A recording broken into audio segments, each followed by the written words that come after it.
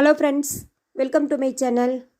இன்றைக்கி பார்த்தீங்கன்னா விநாயகர் சதுர்த்தி ஸ்பெஷலாக கலவை சுண்டல் பார்க்கலாம் வாங்க. சின்ன குழந்தைங்கள்லேருந்து பெரியவங்க வரைக்கும் நல்லா விரும்பி சாப்பிடக்கூடிய ஒரு ஹெல்த்தியான கலவை சுண்டல் ரெசிபி தான் எப்படி செய்யலான்னு பார்க்கலாம் வாங்க. நான் இப்போ வந்து இந்த கப்பால் ஒரு கப் அளவுக்கு கருப்பு கொண்ட கடலை எடுத்துருக்கிறேன், பிளாக் சன்னா. அப்புறம் பார்த்திங்கன்னா அதே கப்பில் முழு கோதுமை, அதாவது கோதுமை சுத்தம் செஞ்சுட்டு அப்படியே எடுத்துடலாம். ஒரு கப் அளவுக்கு கொண்டக்கடலை எடுத்து அதே கப் அளவுக்கு, ஒரு கப் அளவுக்கு பச்சைப்பயிறு, ஒரு கப் அளவுக்கு பார்த்திங்கன்னா தட்டைப்பயிறு எடுத்துருக்கிறேன், ஒரு கப் அளவுக்கு கொள்ளு. இப்போ இது கூட பார்த்திங்கன்னா ப்ரெஸ் பட்டாணி நான் வாங்கிட்டு வந்து அப்படியே வச்சுருந்தேன், முளை கட்டிடுச்சு. இப்போ அந்த பச்சை பட்டாணியை சேர்த்துக்கலாம். பாருங்கள், நல்லாவே பெருசு பெருசாக நல்லா முளைச்சி வந்திருக்கு. இது ஒரு கப் அளவுக்கு சேர்த்துவோம். சேர்த்திட்டு எல்லாத்தையுமே ஒரு பவுலுக்கு மாற்றிட்டு வாஷ் பண்ணிக்கலாம். ஒரு 2 டைம் வந்து நல்லா வாஷ் பண்ணிவிட்டு பாருங்கள், இது போல் பட்டாணியோட முளை வந்து உடையாத அளவுக்கு நம்ம லைட்டாக வாஷ் பண்ணால் போதும். ஏன்னா நம்ம பருப்புகள்லாம் வந்து நல்லா சுத்தம் செஞ்சுட்டு தான் சேர்த்துருக்குறோம். வாஷ் பண்ணிவிட்டு இந்த பருப்பெல்லாம் மூழ்கிற அளவுக்கு தண்ணி சேர்த்திட்டு ஒரு 8 மணி நேரம் அல்லது ஓவர் நைட் வந்து நீங்கள் ஊற வச்சுக்கோங்க.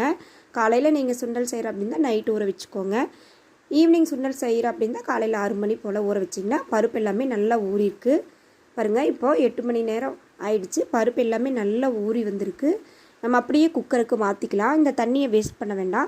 அப்படியே நம்ம இதே தண்ணியை சேர்த்துக்குவோம். இப்போ 1 டீஸ்பூன் உப்பு, இந்த பருப்புகளுக்கு வந்து 1 டீஸ்பூன் கல்லுப்பு வந்து சரியாக இருக்கும். நான் சேர்த்துட்டேன்.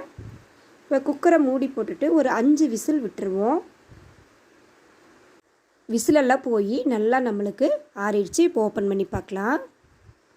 பாருங்கள், நம்ம சேர்த்த எல்லா பருப்புமே நல்லா வெந்து வந்துருச்சு. கோதுமை, பட்டாணி, சுண்டல், அப்புறம் பார்த்திங்கன்னா தட்டைப்பயிறு, கொள்ளு எல்லாமே பர்ஃபெக்டாக வெந்து வந்திருக்கு.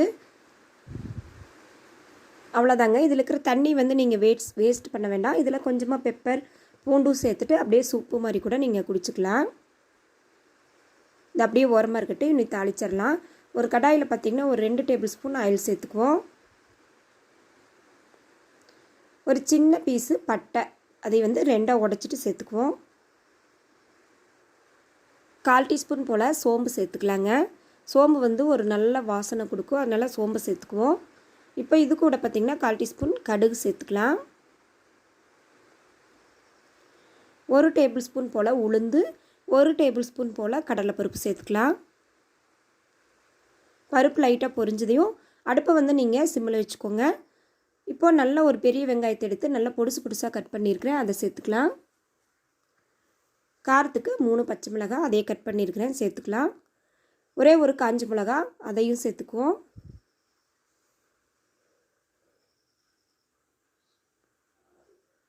கொஞ்சமாக கருவேப்பிலை,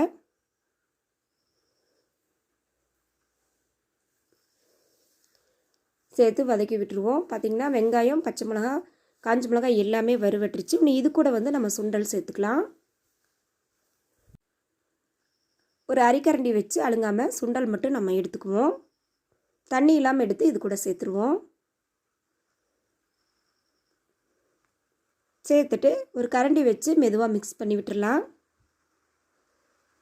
நல்லா மிக்ஸ் பண்ணி விட்டுடலாம். இல்லைன்னா நீங்கள் குலுக்கி கூட விட்டிங்கன்னா எல்லாமே நல்லா கலந்து வந்துடும். பாருங்கள், பார்க்கவே ஒரு கலர்ஃபுல்லான சுண்டலாக நம்மளுக்கு தெரியுது. இது கூட பார்த்திங்கன்னா ஒரு சின்ன கப் அளவுக்கு தேங்காய் துருவல், அதாவது ஒரு 4 டேபிள் ஸ்பூன் இருக்கும் தேங்காய் துருவல் எடுத்துக்கலாம். சேர்த்துட்டு இதையும் ஒரு வாட்டி கலந்து விட்டுருவோம்.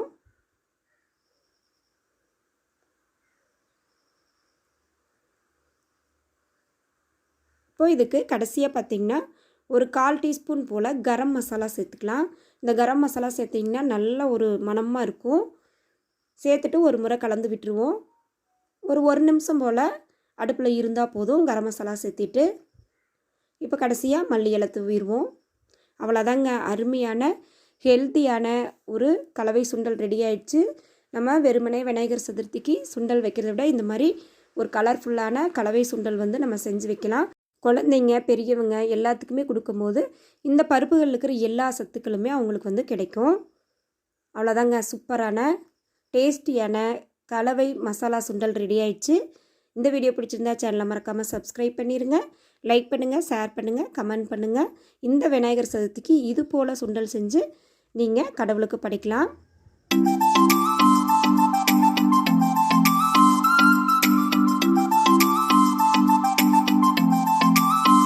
Thank you for watching.